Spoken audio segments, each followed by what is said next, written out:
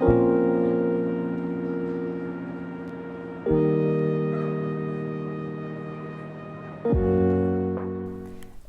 dans Himalaya TV, je reçois Jérémy Johannes Edward et nous allons lui demander vers quel sommet il grimpe.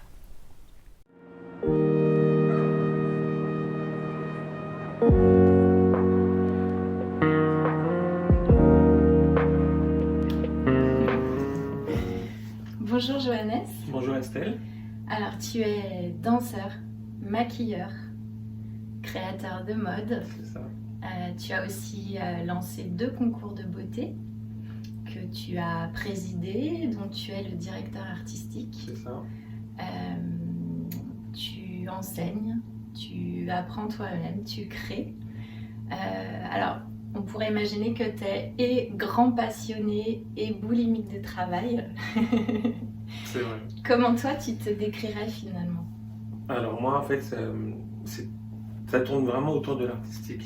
Je me définirais comme directeur artistique dans sa globalité parce que pour moi c'est ça un directeur artistique. Il faut qu'il puisse un peu toucher à tout, ce qui touche à l'artistique et transmettre.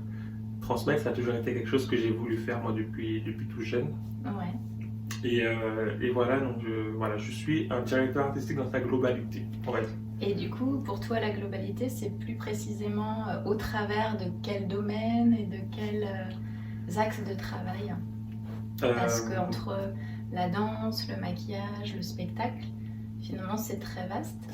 C'est ça. Alors moi, en fait, pour moi, dans sa globalité, c'est pouvoir imaginer, on va dire, une pièce, une chorégraphie, et aussi imaginer comment les danseurs seront habillés, comment les danseurs seront coiffés, maquillés. Enfin, voilà. Ouais. Quelle lumière il y aura à ce moment-là. Enfin, voilà, c'est pour moi, c'est ça la globalité du théâtre. Donc tu es dans une vision quelque part assez complète de ce que tu veux offrir. Oui. Peut-être comme un spectacle ou comme clairement, pour moi, création finale qui prend tous les aspects. C'est ça, c'est comme ça que je crée. C'est vraiment comme ça que je crée. Je commence à imaginer une histoire. Ça peut être pour un maquillage, pour un tableau, pour une chorégraphie. Je commence toujours par m'imaginer des histoires. Pareil pour mes galas de concours de beauté. J'adorais imaginer des histoires. Donc j'écrivais vraiment un scénario. Et en fait, c'est comme ça que démarre une création. Que je démarre moi une création. Que tu construis en fait brique après brique. C'est ça, c'est exactement ça. Qu'est-ce qui t'inspire en fait? C'est quoi le point de départ pour toi quand tu as envie de créer quelque chose de nouveau? Tu pars de quoi et ensuite comment tu t'y prends en fait pour ta création? Mais qu'est-ce qui te donne impulsion? Ça dépend vraiment. Moi, je me nourris beaucoup de mes émotions. Et alors, c'est bizarre, mais l'émotion qui m'inspire le plus, c'est la tristesse. Ouais. Donc, je suis assez. Je ne montre pas tout le temps. Voilà, la mélancolie. Quand il y a un événement qui me touche énormément, ça me donne envie de dessiner. Et voilà, enfin, c'est pas tout le temps le point de départ. Hein. Je mentirais si je dirais que c'est tout le temps ça, mais voilà, c'est un peu le point de départ. Ça peut être un film aussi. Ça peut être. Une émotion quelque part, quelque chose qui vient te toucher. Voilà, exactement. Ouais. Je pense que c'est ça qui fait que. C'est vrai que je ne l'ai pas dit, tu es aussi dessinateur, en tout cas tu... C'est ça, je dessine beaucoup les trucs que je crée, les collections que je crée. Et en ce moment, je dessine beaucoup. Le confinement, la situation actuelle fait que je dessine beaucoup en ce moment. Pour tes projets ou aussi tu es dans la création, le dessin pour des choses plus personnelles que tu pourrais... Non, c'est vraiment pour mon projet de marque, de prêt-à-porter, haut de gamme, que je dessine beaucoup de vêtements, mais non, je dessine pas, c'est pas un art que je fais pour me détendre pour moi personnellement. Ouais, c'est dans le cadre de tes créations. C'est ça. Ouais. Alors je fais un petit retour en arrière jusqu'à l'âge où tu as démarré la danse, puisqu'en fait tu as vraiment démarré tout ton parcours artistique par le biais de la danse. C'est ça. Est-ce que tu peux nous dire ce que tu es venu chercher dans cet art-là? Qu'est-ce qui t'a attiré dans la danse? Et de quelle manière, toi, tu l'as exprimé? Parce que nous, on s'est connus au travers de la danse, d'une certaine forme de danse, mais il y en a de multiples. Donc, dans laquelle tu as commencé et qu'est-ce qui t'a attiré vers ça au tout début?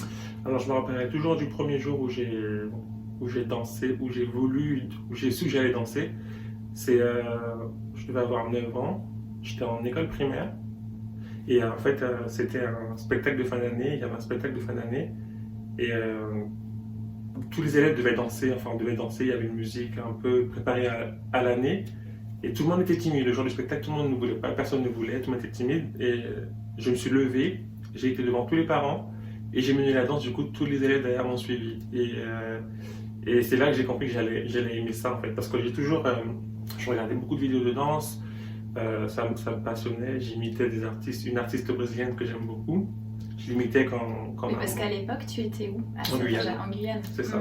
J'ai grandi en Guyane. Je suis guyano-brésilien. Donc, j'ai une mère guyanaise, un père brésilien.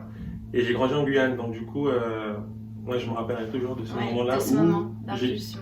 Alors que aujourd'hui, peut-être un peu moins, mais j'ai toujours été un peu timide. Moi, timide et énormément pudique. Donc, et pourtant, là, tu as dit, j'ai mené le groupe, j'ai eu cette impulsion de finalement donner le point de départ à tout le monde. Exactement. Donc, est-ce qu'il y avait déjà chez toi, malgré cette timidité ou peut-être pudeur que tu peux exprimer, un côté quand même leader et entreprenant? C'est ça, c'est exactement ça. C'est vraiment ce que quand j'y repense aujourd'hui, c'est ce que je me dis, j'étais destiné un peu à... Enfin, aujourd'hui, tout ce que je fais, tout ce qui m'arrive, je me dis que c'était écrit, que ça devait se passer comme ça. Ça a germé tout petit, en fait. Et ça, tu en as toujours gardé cette conscience parce que tu avais 9 ans, c'est un âge très jeune. Oui. Parfois, on peut avoir des évidences dans l'enfance et puis elles nous quittent un peu quand on grandit et puis on s'en rappelle plus. Est-ce que toi, c'est quelque chose que tu as gardé consciemment comme étant cette vision, cette passion, voire même cette vocation? Ça t'a toujours guidé? Ça m'a toujours guidé, oui, mais au bout d'un moment, je l'ai un peu perdu, comme tout adolescent, je pense, on se cherche, on perd un peu nos repères. Je pense qu'à ce moment-là, je ne savais plus trop ce que je voulais faire. Je suis passé de pilote d'avion. Et déjà à l'époque, je pense que je devais avoir 15 ans, et je dessinais énormément d'avions. Je voulais aussi être architecte, parce que je me rappelle que je dessinais énormément de stades. J'adorais les stades, je ne sais pas pourquoi. Et même une fois, j'avais créé mon village olympique. J'étais très très jeune. D'en parler, ça me revient. J'avais collé plein de feuilles A4 pour faire tout un village olympique et tout. Mais voilà, C'était lié à une actualité de l'époque particulière ou pas? Non, même pas. Non. Je pense qu'il devait y avoir les JO. Ça me fascinait de voir les cérémonies d'ouverture et tout. D'accord. Oui, donc on en revient au côté quand même spectacle. C'est ça. À grande échelle. Et moi, voilà, j'ai toujours dessiné. Je suis passé par plein d'étapes à ce moment-là, mais je savais depuis toujours que je ne voulais pas avoir de patron. Je voulais pas. Tu te voyais solo dans tes projets, en fait. C'est ça. Et ça, je l'ai toujours su. Pilote d'avion, c'est drôle. On entend le côté pilote aussi, quand même. C'est vrai. Alors qu'aujourd'hui, je ne suis pas capable de prendre l'avion parce que j'ai peur de ça. Donc, il y a peut-être une idée pour toi aussi de t'envoler, quelque part dans la symbolique aussi de ça. Mais bon, ensuite, tu arrives en France un peu plus tard. Là, tu as déjà un bagage dans la danse, du coup, tu as commencé. Est-ce qu'au fur et à mesure, la danse t'amène vers autre chose? Ou est-ce que tu pensais faire vraiment que de la danse au départ? Ou comment c'est venu le fait de t'ouvrir aussi à d'autres disciplines de création? Alors moi, quand j'ai quitté la Guyane, je suis parti à l'école Eco-Dance à Paris. Et pour moi, mon objectif était partir à New York, donc travailler chez Alvin Ailey. Cette grande école qui m'a toujours fait rêver. Et voilà, donc ça s'est pas du tout passé comme prévu à Paris. J'étais mal aiguillé, j'étais mal entouré aussi. Du coup, mon rêve, il est un peu parti, il est parti un peu en fumée, clairement, parce que pour moi, je voulais être danseur, travailler dans une grande compagnie, tout ça. D'accord. Et c'était vraiment ce pourquoi je suis parti contre un peu la vie de toute ma famille en France, tout seul. Dès que j'ai eu mon bac, donc tu étais solo sur cette époque-là? Clairement, je suis parti tout seul. J'avais une bonne étoile qui m'a un peu accompagné aussi parce que il y a plein de choses que j'aurais jamais pu faire si je n'avais pas cette étoile qui me guidait. Mais voilà, je suis vraiment parti tout seul parce que je voulais danser, je voulais être danseur. Et, déterminé. Et j'ai été vite confronté à la réalité de l'époque, en tout cas, à Paris. Du milieu et de la réalité de vivre seul, de la vie parisienne? Du milieu et de la vie parisienne. Franchement, si tu n'étais pas bien entouré, si tu n'étais pas accompagné par ta famille, je pense surtout c'est vraiment le soutien le plus important. C'est compliqué, c'est compliqué. Donc moi j'ai tenu, c'était très compliqué. Pour moi, c'est un peu le pire passage de ma vie parce que c'est un peu mon rêve qui a été arraché. J'ai dû quitter Paris précipitamment. Enfin voilà, c'était vraiment le moment que j'ai le plus détesté. Ouais. Enfin, j'espère qu'il n'y en aura pas d'autres, mais... un point de rupture, tu dirais, c'était brutal. C'est ça, et je pense que c'est... Bon, il a fallu 2-3 ans pour que je puisse me dire enfin que je pense que la danse, c'est terminé. Je ne pourrais plus en faire mon métier. En tout cas, dans cette vision-là, d'être danseur de compagnie. C'est ça. Parce que voilà, j'ai dû arrêter la danse pendant au moins 2 ans, complètement. Et, tu l'as rejeté, tu dirais? Je pense que je l'ai rejeté. Ouais, tu as vraiment fait une coupure nette. J'ai fait une coupure parce que on m'avait carrément dégoûté de cette passion. Donc plutôt des influences extérieures qui t'ont mis le doute aussi sur toi, sur ton talent? Oui, carrément. En fait, c'était vraiment un tout. Ce passage à Paris, ça m'a permis de grandir aujourd'hui. Bon, sur le moment, c'était très difficile, mais aujourd'hui, je sais... Donc tu avais quoi, 18-20 ans, quelque chose? J'avais 18 ans. Ouais. J'avais 18 ans. J'avais 18 ans. Oui, j'avais 18 ans. Ouais, je venais d'avoir mon bac.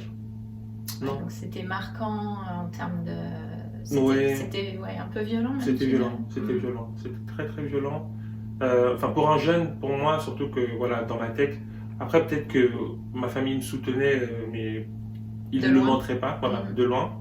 Parce que j'ai un garçon qui fait de la danse classique en Guyane, à l'époque c'était déjà très tabou. Tu avais peu de gens autour de toi qui étaient dans ce domaine? Ouais, on était très peu de garçons, on devait être 3-4 à faire de la danse classique. Les 3 autres étaient partis à New York, donc ils étaient déjà dans la compagnie Albin Aiglé, moi ils devaient faire ce chemin-là. Et voilà, en fait, c'est pour ça que c'était un peu plus violent pour moi, parce que je me dis, ils ont réussi, j'avais les compétences pour, j'avais le niveau pour, j'avais l'envie, la détermination, et pourquoi ça m'est arrivé. Tu t'es beaucoup remis en question justement sur ça. C'était vraiment une grande... je vais employer le terme, mais c'était un peu une descente aux enfers, parce que tu vois tout qui s'éloigne et tout, c'était pas facile.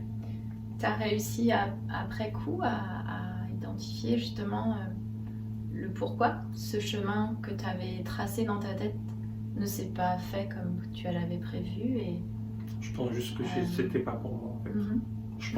Aujourd'hui, je pense que juste que c'était pas pour moi. Parce que avec le recul, avec le recul, quel regard tu portes justement sur ce moment de vie et cette expérience de profonde déception, voire j'imagine profond chagrin, même aussi sur le moment. Avec le recul aujourd'hui, presque 10 ans plus tard, on va dire, puisque tu as 28 ans maintenant, qu'est-ce que tu en ressors? Qu'est-ce que tu te dis sur ça? Qu'est-ce que tu arrives à poser comme regard sur ce moment? Est-ce que ça t'a appris? Ce que j'en ressors, c'est que faut pas prendre tout le temps... on sait très bien qu'un échec ça fait mal, mais il faut toujours, après, il faut vite essayer d'en tirer quelque chose de positif, même si on ne peut pas le voir tout de suite. Mais ça m'a permis peut-être de me dire que c'était pas ce que j'aimerais faire, en fait, c'est pas ce que je voulais faire en soi. Ce serait mentir de dire que si ça n'avait pas marché, si ça s'était passé comme prévu, j'aurais pas été heureux aujourd'hui. C'est mentir parce que voilà, pour moi, je voulais vraiment vivre à New York, je voulais partir là-bas. Mais qu'est-ce que ça m'a appris, c'est qu'il faut accepter les échecs, il faut accepter les moments, il faut accepter les non, il faut accepter. Mais en fait, c'était même pas des non. C'est ça que j'arrive pas encore à me. C'était des portes fermées par rapport à ce que tu C'était des voulais, portes fermées, c'était des gens malsains, beaucoup de gens malsains, beaucoup de... Oui, un entourage pas très motivant. Pas très motivant, il y a énormément de jalousie. À l'époque, il y avait énormément de jalousie dans le milieu de la danse. Je pense qu'il y en a encore aujourd'hui, mais...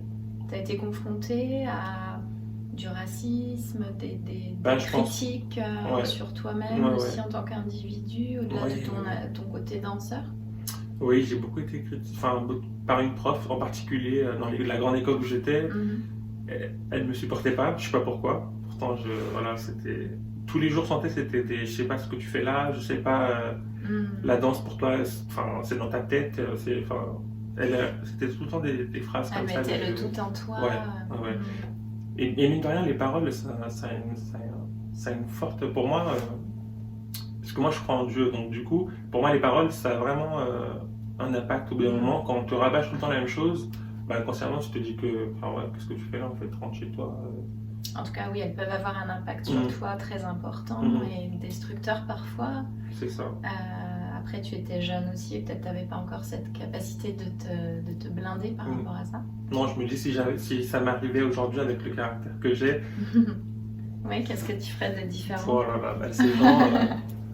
Moi, je les remettrais à leur place. Et voilà, je leur ferais comprendre que je suis à ma place. Je suis à ma place. Tu as cette conviction aujourd'hui, de toute façon. Ouais, clairement, ouais.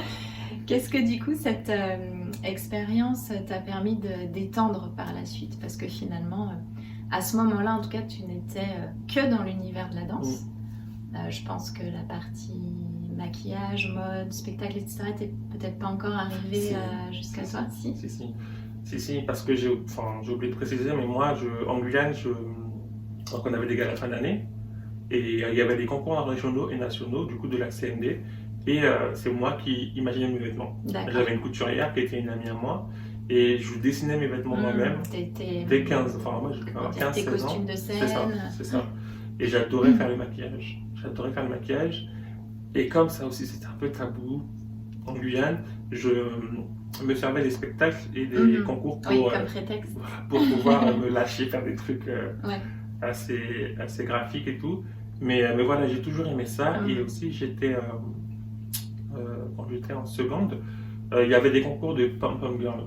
Et moi, je voulais absolument être pom-pom boy. Et voilà. Le terme est génial. Pom-pom boy. Ouais. Donc la première année, j'étais juste danseur et tout. C'était pas une de mes meilleures expériences. Et la deuxième année, on m'a mis au grade de chorégraphe. Donc vraiment, la deuxième année, j'étais chorégraphe. Donc j'ai imaginé les tenues, j'ai géré toute la partie chorégraphique, toutes les tenues, et on a terminé deuxième au concours sur quand même 15 lycées, je crois. Et là aussi, ça n'a fait que confirmer ce que j'avais envie de faire par la suite. Tu étais dans ton élément. Là, je pense que c'était une de mes plus belles années créatives où j'ai vraiment compris ce que j'aimais. Ce qui te guidait, ce que tu aimais. Et comme tu disais au début, finalement, c'était cette globalité de tous les aspects créatifs. Exactement. Quelque part, la carrière de danseur que tu t'étais rêvé, imaginé, t'aurais peut-être, ou pas, on ne sait pas, mais peut-être finalement enfermé dans une seule voie. Aujourd'hui, effectivement, tu as étendu tes champs d'action, de compétences et de création dans plein de domaines. Donc, quelque part, moi, je remercie ces portes qui se sont fermées pour toi, parce qu'elles nous ont permis de te découvrir aussi dans d'autres domaines. Et du coup, tu as énormément avancé depuis, puisque au jour d'aujourd'hui, tu as une marque de maquillage, on peut dire ça. Comment tu es arrivé là? Parce que sur la danse, tu t'es formée, et puis en plus de manière très académique, au travers de la danse classique, voire contemporaine ensuite. Même si je peux attester de tes talents de danseur dans de multiples autres disciplines, notamment l'afro, le hip-hop et d'autres. Mais tu t'es en tout cas formée dans cette structure de la danse classique, dans ce côté très académique et très... peut-être très rigide et très sévère. Est-ce que dans le maquillage aussi, je sais que tu t'es également formée. Qu'est-ce qui a guidé ce choix de formation et comment tu as approché en fait ce métier en te disant je veux aussi explorer le maquillage. Le fait de te former à ça te paraissait évident et légitime parce que tu aurais pu aussi le pratiquer toi-même et te lancer comme ça, mais tu as eu envie de passer par cette case formation. Oui, j'ai envie de passer parce que aux yeux des gens, ça passe toujours mieux pour travailler. Je pense après il y a beaucoup de maquilleurs autodidactes qui travaillent énormément et qui font du très bon boulot. Mais moi j'avais besoin de cette assurance, comme j'ai pas été jusqu'au diplôme d'état à la danse. J'avais besoin de c'était un peu une sorte d'assurance, ou voilà, j'avais besoin de passer mon CAP esthétique cosmétique et faire une formation de maquilleur. J'avais besoin de ça, je pense, pour un peu me remettre, parce que jusqu'à ce moment-là, je faisais un peu tout et n'importe quoi. Enfin, j'étais professeur de Zumba, j'étais professeur de danse. Oui, tu as plein de métiers différents. Voilà, donc du coup, et quand j'ai commencé à maquiller depuis la création de mon concours Belle de France en 2015. J'ai commencé à maquiller dès ce moment-là. Ça me plaisait, j'adorais expérimenter sur mon visage aussi, parce que c'est sur mon visage que je pouvais m'entraîner plus facilement. Ouais. Et en 2017, j'ai décidé de passer mon CAP et me former en maquillage à Paris. Et je suis parti aussi en formation à Manchester. Et je me suis perfectionné parce que voilà, je savais que ça me plaisait. Ouais. Et c'est des formations qui t'ont vraiment enrichi dans ta pratique. Tu as trouvé peut-être un côté... Un peu, ouais. Ça m'a apporté quand même pas mal de petites techniques. Mais franchement, le maquillage, c'est un perfectionnement qu'on fait soi-même. Que tu fais finalement au fur et à mesure, et ça s'arrête jamais. Exactement ça. Ouais, comme plein de métiers, même tous les métiers liés à l'humain que je peux connaître moi un petit peu plus, où c'est ça finalement, tu ne cesses d'enrichir ta pratique, tes connaissances, les outils que tu utilises. Ouais, c'est un peu ça aussi dans ton domaine. Clairement. Donc tu as fait aussi des stages, des rencontres, tu as rencontré des maquilleurs plus peut-être aussi dans la fibre que tu aimais dans le maquillage et qui t'ont apporté aussi des compléments de... Ouais, j'ai rencontré pas mal de maquilleurs qui... Alors, bizarrement, je me suis beaucoup formé dans l'artistique, alors que je préfère le maquillage beauté. Mais ouais, je sais pas pourquoi en fait. Donc j'ai rencontré des gens qui maîtrisaient l'artistique. Quand tu dis l'artistique, c'est le maquillage plus extravagant, de spectacle. C'est ça. Tu peux carrément transformer ton visage. Voilà, vraiment des face painting, où vraiment tu fais des maquillages un peu comme la comédie de Le Roi Lion, faire vraiment des grosses couleurs, ou vraiment du body painting, des choses comme ça, alors que je déteste ça. Je sais pas pourquoi. Mais j'aime vraiment pas, enfin ça ne m'attire pas plus que ça. En tout cas pour toi, dans le fait d'en faire un métier, mais en tout cas tu aimais le faire à ce moment-là dans tes apprentissages. Voilà, c'est ça. Et aujourd'hui, non, je me perfectionne plus dans la beauté, dans la mode, les maquillages édito, des choses comme ça. D'accord. J'aime beaucoup. En tout cas, peut-être cet apprentissage via le maquillage plus, tu disais, artistique et de spectacle, t'a aussi permis d'avoir comme une palette de tests, finalement sans limite. J'imagine que dans l'artistique, tu n'es pas contraint, tu peux t'exprimer complètement sur un visage, en fait, sur une peau. Carrément. Après, comme tu l'as dit tout à l'heure, je dessinais, donc pour moi, dessiner sur un visage, ça va. Ouais. J'adore, enfin j'aime bien quand il le voit, c'est exactement ça. C'est un tableau humain. J'aime ça, donc oui, pour moi le dessin, tant que tu as un support, tu dessines sur ce que tu fais. C'est ça, exactement. Et du coup, tu parlais de Belle de France, donc ce concours que tu as complètement inventé, créé. Raconte-moi un peu ça, qu'est-ce qui t'a donné cette idée en fait, tout simplement? Ma petite sœur. Ma petite sœur, je l'avais inscrite à Miss Guyane et je l'ai accompagnée pendant toute sa préparation. Et là aussi, j'ai adoré parce qu'il fallait l'apprendre à défiler avec des talents, il fallait lui apprendre à danser aussi parce qu'il y avait des chorégraphies. Je gérais ses maquillages, enfin à l'époque je ne maquillais pas encore, mais je lui disais alors tu vas faire comme ça, je l'accompagnais chez l'esthéticienne. J'étais bouche ouverte en train de regarder l'esthéticienne travailler, je trouvais ça magnifique. Et de la voir sur son accompagnant, son coach. C'est ça, carrément. Et elle a été première dauphine, c'était une belle récompense. Et en fait, c'est tout ça qui m'a donné envie d'avoir un concours. J'aime bien, en fait, j'aimais bien cette idée de... Alors, en fait, l'objectif c'était de créer un concours de beauté, avoir une fille, la Belle de France, et la préparer pour un concours international. D'accord, et ensuite, oui, quelque part la prendre sous ton aile pour la guider vers c'est exactement pour ça que j'ai créé le concours. Avoir vraiment... Pour moi, c'était un peu mon sport, on va dire. Parce qu'il y a des gens qui s'entraînent tous les jours pour aller au JO, des choses comme ça. Et moi, l'objectif, c'était la compétition internationale. Avoir une fille, la préparer, la prendre sur mon aile, vraiment l'accompagner et tout. Et après réflexion, j'étais obligé de faire un aussi gros concours parce que voilà, c'est un concours national avec plusieurs régions, un gros spectacle, beaucoup de moyens. Je pense que j'aurais pu faire des économies et juste faire un petit casting et trouver une fille. Mais bon, voilà, je voyais toujours les choses en grand. Mais l'idée derrière ça, oui, c'était vraiment finalement de te focaliser ensuite sur la gagnante. C'est ça. Donc quelque part au travers du concours, de faire comme un casting pour permettre de repérer des filles qui avaient ce potentiel et ensuite de les accompagner vers la marche d'après. C'est ça, c'est ça. C'est incroyable en fait quand tu dis ça, j'ai jamais pris conscience de ça. Et ce parallèle avec le coach finalement est assez évident où quelque part tu chemines aux côtés de quelqu'un qui a le potentiel en lui pour s'élever un peu plus grand, mais ne sait pas forcément comment actionner les ressources en lui, comment se faire plus confiance. Et puis, mais j'ai beaucoup eu de filles. Ce qui est beau, c'est que à chaque fin, donc à l'élection suivante, elles remettent son titre. Et elles ont toujours un discours très touchant, en disant qu'aujourd'hui, je me sens femme, je suis une femme accomplie, je sais ce que... Voilà, parce qu'on lui offre un voyage quand même à l'international, c'était soit en Inde, soit en Équateur. Et en fait, c'est vraiment une expérience de vie, parce qu'elle rencontre une nouvelle culture, elle est avec des filles de plusieurs pays. Et nous, en amont, on la prépare bien, on la prépare vraiment. Elle est comme la petite fille de la famille. Pour vraiment qu'elle se sente plus bien et qu'elle aille avec toutes les armes, les bonnes armes pour la finale. Donc à la fin, elles sont vraiment accomplies. Et pour moi, c'était la plus belle des récompenses. Vraiment. Tu les as aidées à révéler leur féminité aussi, probablement, et leur assurance. Je pense vraiment. Ouais. C'était pendant 5 ans, c'était 5 ans.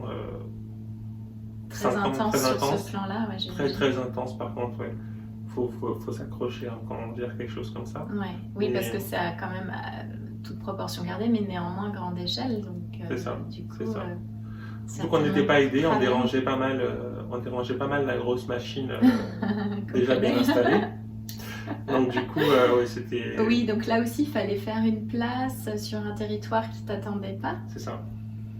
Ça me fait repenser à ton expérience de danseur à Paris, où tu avais une place à te créer, à faire, à prendre dans un univers compétitif en fait.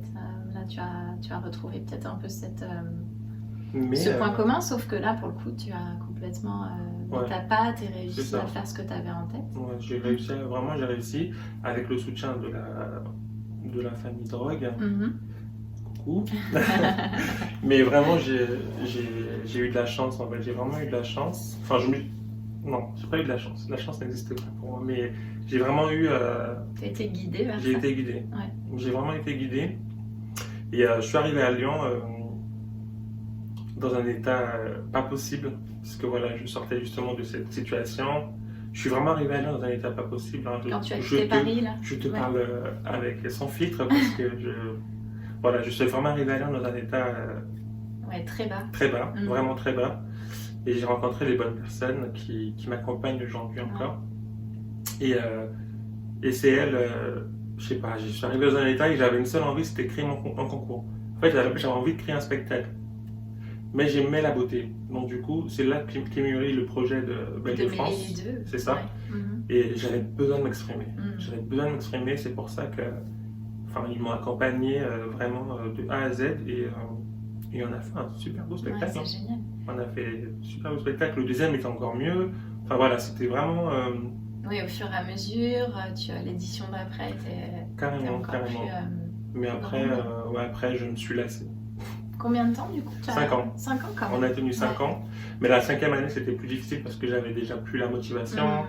Parce que mine de rien, c'est... Qu'est-ce qui fait qu'elle a baissé ta motivation à ce moment-là? Les gens. Certaines candidates, c'était vraiment un tout en fait. Déjà, les bâtons dans les roues de la grosse industrie. Et les gens, parce que souvent, on se donnait à 200%, on vivait le projet à fond. Et les gens, quand certaines candidates ne gagnaient pas, c'était tout le temps des procès. D'accord. Des procès d'intention. C'est ça. C'était un peu chiant de moment parce qu'on mettait énormément d'argent dans ces projets-là. Et sans dire qu'on attendait un retour particulier, mais on n'avait pas forcément la reconnaissance de ce qu'elles avaient vécu comme aventure auprès de nous. Elles étaient là tout frais payées, c'était vraiment, elles avaient de belles tenues, on mettait vraiment les moyens pour vraiment que le concours se démarque. Et les mettre en valeur, exactement. Et on n'avait pas souvent la reconnaissance, même un merci, c'était difficile d'en avoir un. Mais voilà, c'est un peu... Humainement, tu as été confronté à ces choses-là. Oui. Puis après, pareil avec les partenariats, enfin, voilà. Puis après il y a eu pas mal de concours qui se sont créés dans la même foulée.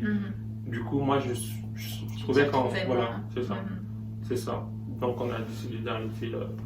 Le côté humain aussi est toujours très dominant en fait. On entend aussi chez toi, tu disais même dans ce concours et cette expérience, au-delà de l'expérience en elle-même, il y avait le fait d'accompagner une jeune fille vers quelque part une version d'elle plus libérée, plus épanouie, plus mature. Et vous la preniez vraiment sous votre aile comme dans la famille, comme une petite sœur.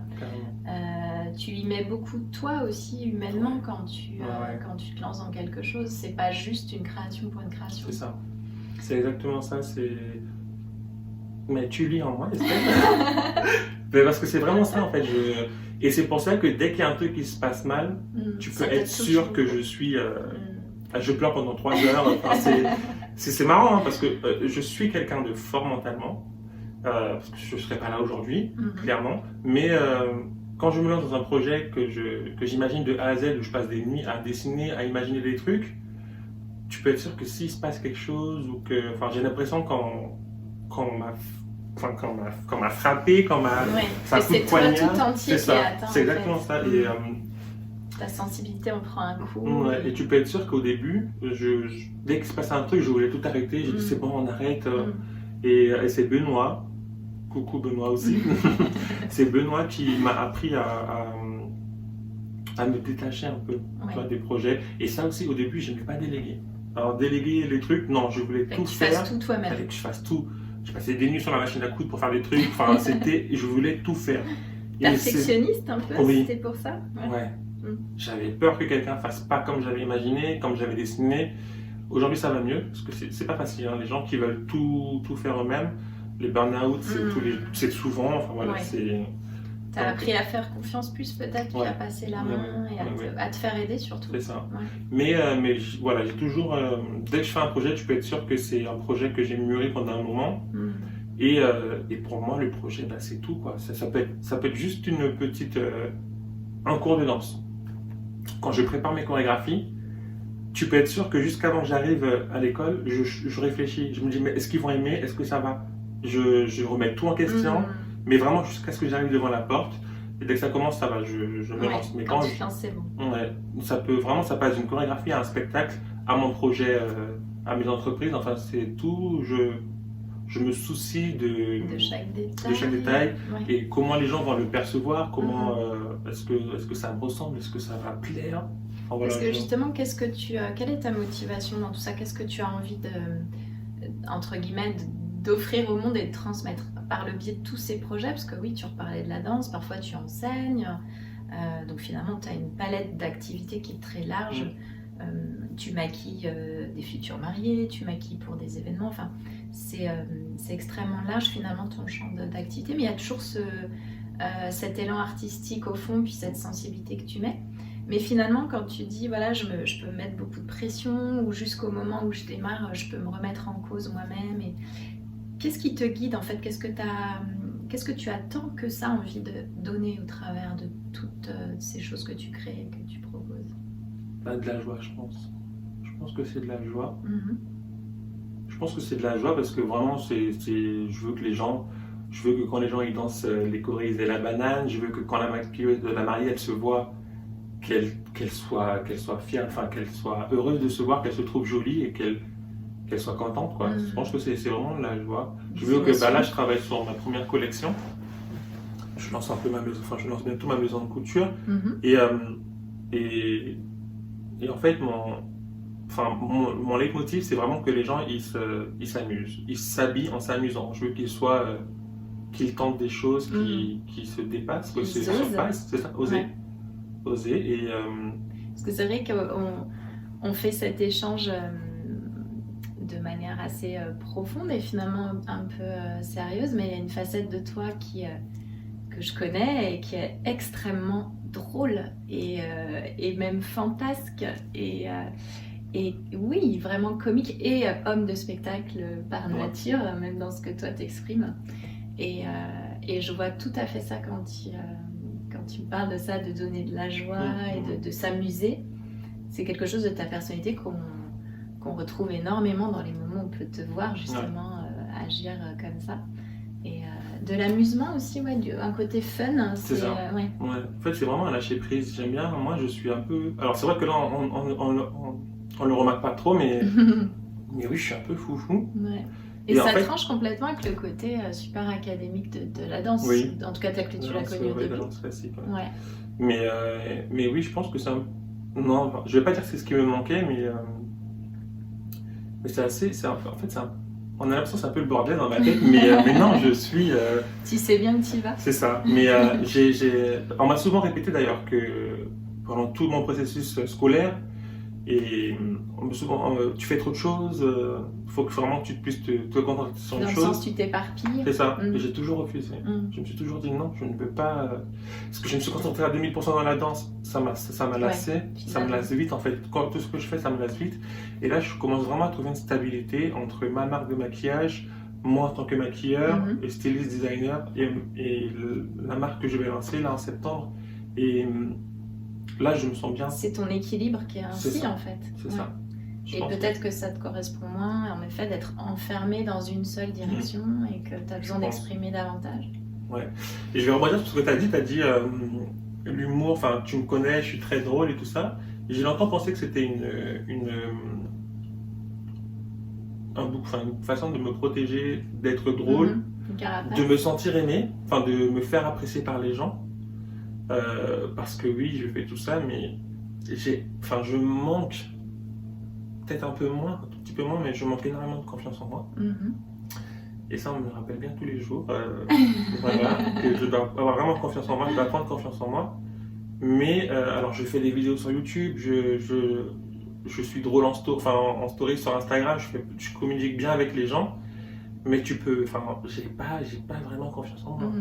Je doute vite, c'est pour ça que je suis je pense que c'est pour ça que je suis très perfectionniste, pour que lorsque la chose elle sort, le produit il sort, le projet il sort, oui, tu as mis toutes les chances de ton côté pour qu'il soit le plus pour être tranquille. possible. Je sais ce que je me dis.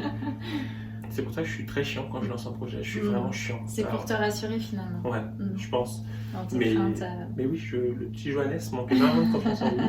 Bizarrement, c'est très important. Après, c'est vrai qu'on entend souvent ça, que quand on manque, beaucoup de gens qui ont manqué de confiance ou qui sont timides compensent par l'humour ou par des attitudes drôles. Ouais, c'est ça. Peut-être ça de base chez toi, mais en tout cas, on sent vraiment que c'est une nature aussi que tu as. C'est pas joué, quoi. C'est ça. Mais tu vois, c'est ça. On l'a dit récemment, d'ailleurs, que sur une vidéo, c'est avec un ami qui est assez âgé, qui m'a beaucoup aidé aussi. Je lui ai montré des vidéos à moi sur YouTube et il me dit, mais c'est naturel en fait.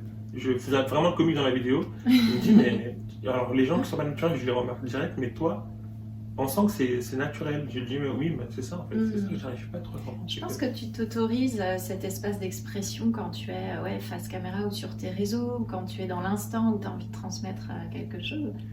Et tu t'autorises d'être toi finalement.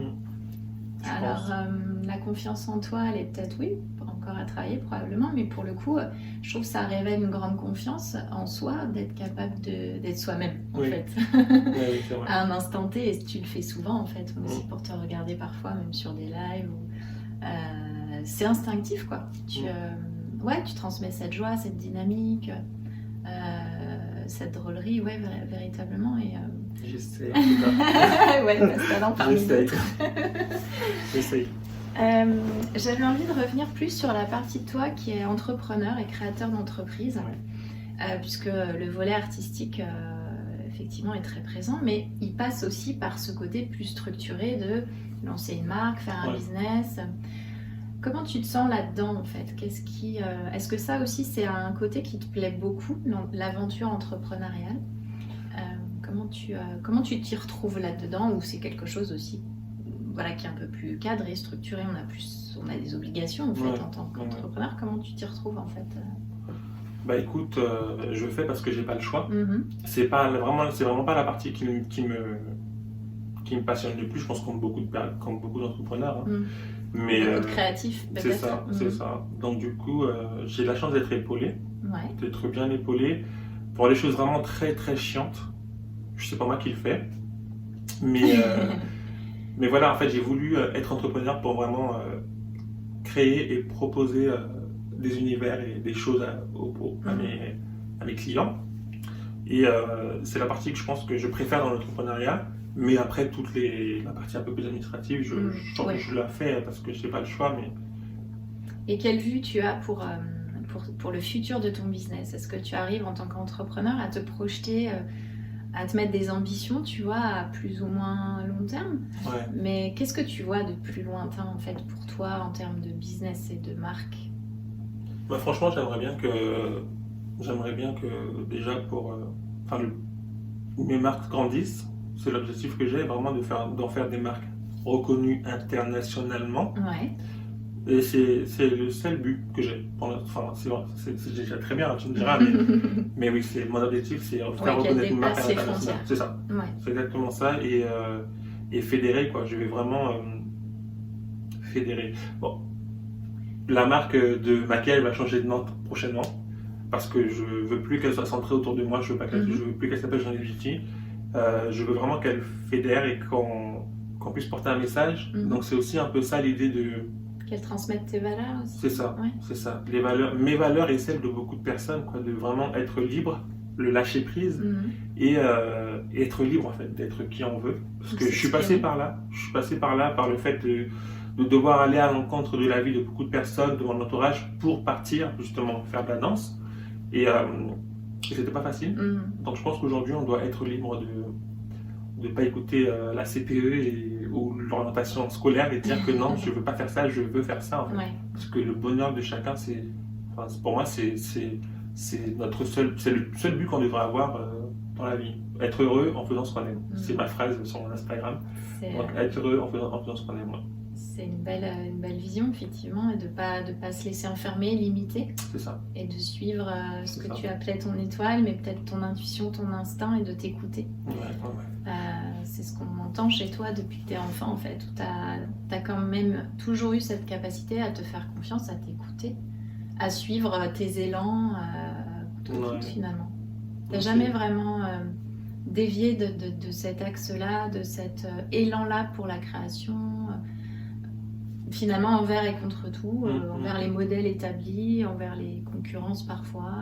C'est vrai que maintenant tu le dis, moi c'est vrai, j'ai donc un peu comme ça. Ouais, j'entends quand même vraiment chez toi cette conviction pour toi-même et pour tes ressentis et pour tes intuitions et de leur faire confiance. Alors peut-être tu te fais pas confiance au sens où tu peux l'imaginer, mais je pense quand même que tu fais grande confiance à ton instinct, à ton intuition. C'est vrai. Qui t'a guidé moi, jusque-là. Je déteste parler de moi. C'est vraiment un exercice pas facile. Donc, tu as eu du mal à accepter mon invitation. Et ouais, non, en fait, quand je t'ai dit oui, j'ai dit qu'est-ce que tu viens de faire? Je viens de parler de toi, là. Mais maintenant que je parle je t'entends et tout, et je me dis oui, c'est ça en fait. Ça fait du bien un peu pour se recentrer sur soi-même. Mais bizarrement, t'as raison. Bizarrement, non, t'as raison. Parce que c'est vrai, j'ai toujours écouté mon intuition. Et c'est une forme de confiance en soi aussi. En tout cas, c'est le meilleur des guides, je pense. Et t'as raison de dire, forcément, se fier à ce que peut dire un CPE ou un conseiller d'orientation. Moi, je suis aussi coach pour les adolescents et justement en lien avec leur orientation future. Et c'est un message très fort en fait de t'écouter dire ça et de dire même à des âges très jeunes aussi on peut avoir des convictions et des sensations qu'on connaît déjà ces talents. Et je pense que peut-être parfois on n'est pas en capacité de les nommer mais on les ressent et c'est ce que tu ressens, ce que tu exprimais en fait, que finalement tes talents divers ils étaient déjà en toi, dans tes mains, dans ton corps, dans tes idées et finalement d'écouter ça et de suivre son talent naturel. Ces dons naturels qu'on a tous, mais on ne les connaît pas toujours bien. Et c'est chouette d'arriver. Finalement, tu n'as que 28 ans et tu as déjà cette capacité à t'exprimer dans toutes ces dimensions-là. Et en plus, avoir une vision pour l'avenir et de transmission pour les autres qui est affirmée. Donc, bravo pour ça. Merci. Ça finit bien. Ouais, franchement, j'ai toujours. La transmission, ça a toujours été. Ouais, bizarrement, dès la première fois que j'ai guidé mes camarades de classe à l'école primaire, je savais que j'avais envie de... peut-être que je n'avais pas 9 ans, mais plus je grandissais, et je disais tout le temps, j'avais 15 ans, je disais, mais moi je vais être prof, je vais être prof, je vais être prof, je vais enseigner, je vais transmettre. Et c'est vraiment un plaisir pour moi de transmettre. Tu as enseigné beaucoup entre la danse et le maquillage. Enfin, je tu fais le des fais cours de encore maquillage, d'ailleurs. carrément.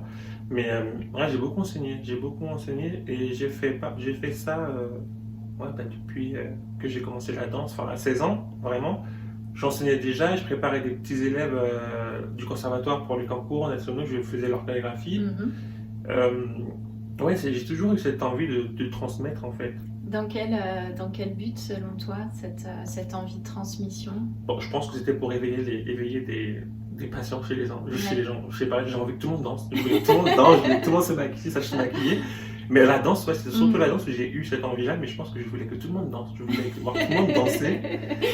Mais si, les gens disaient, mais non, mais j'ai pas le truc. Si, t'as le truc, viens à cette heure-là au studio, je vais te montrer. De partager ta passion. Ouais, c'est ça. Après, pour t'avoir vu moi en tant qu'enseignant de danse, j'ai trouvé aussi que tu avais cette capacité à encourager tout le monde, quel que soit le niveau finalement. Alors que, voilà, on pourrait imaginer que de par ton niveau à toi, toute la formation que tu as eue, ce talent de danseur qui est assez incroyable chez toi, tu pourrais y trouver peu de plaisir finalement à enseigner à des débutants. Et en fait, je t'ai vu y mettre autant d'élan, de passion et d'envie en fait de voir germer chez l'autre une étincelle, une progression.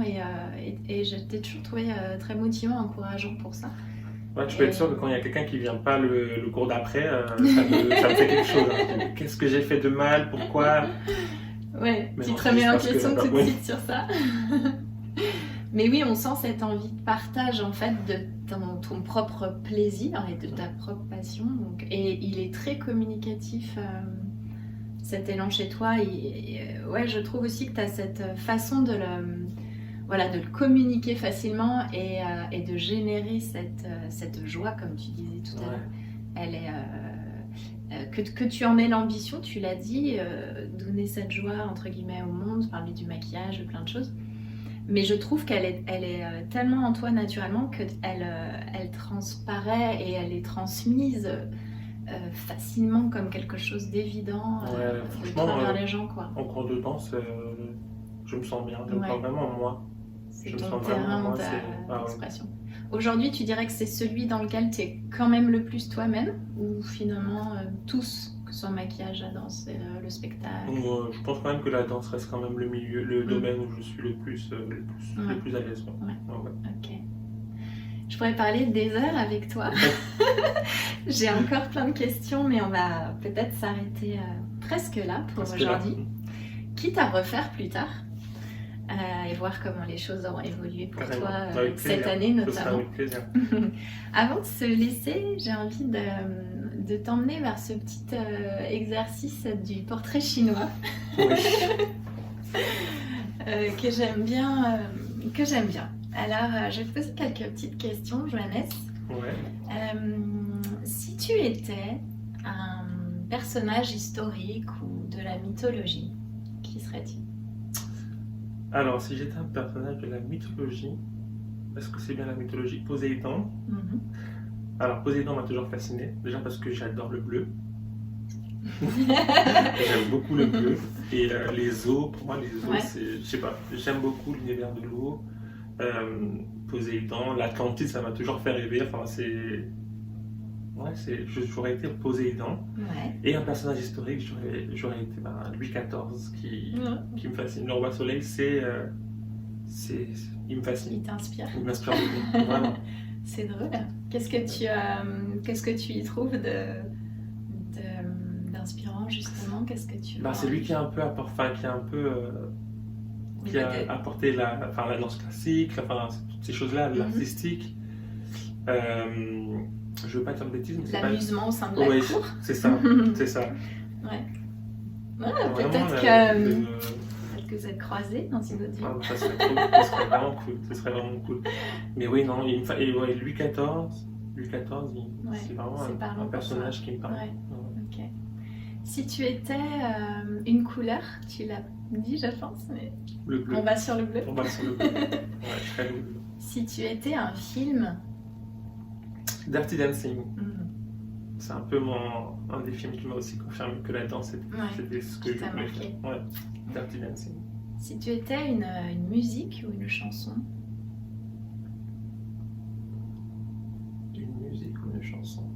I See You de Leona Lewis du film Avatar, qui est aujourd'hui le film qui m'inspire le plus. C'est vraiment le film. Et le message de cette chanson aussi d'ailleurs. Ouais. Voir au-delà des apparences, c'est ça. Voir la profondeur du cœur. Ouais, c'est une très belle chanson, un bon message. Si tu étais une cause, qu'est-ce que tu défendrais? Si j'étais une cause, alors, je dirais, c'est pas une cause, je vais essayer de trouver une cause, mais le droit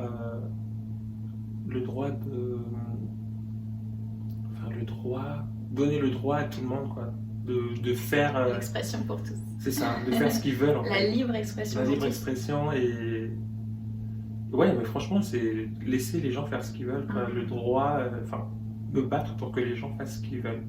La pleine expression. La pleine expression, arrêter de s'arrêter à la couleur de peau, à l'orientation sexuelle, au genre, ouais, vraiment. Ne pas se limiter par quoi que ce soit. C'est ça, c'est ça. Je trouve qu'aujourd'hui, les gens, ils cherchent des problèmes là où il n'y en a pas, vraiment. Oui, alors que ça pourrait finalement être assez simple, de simplement être qui on est. C'est ça.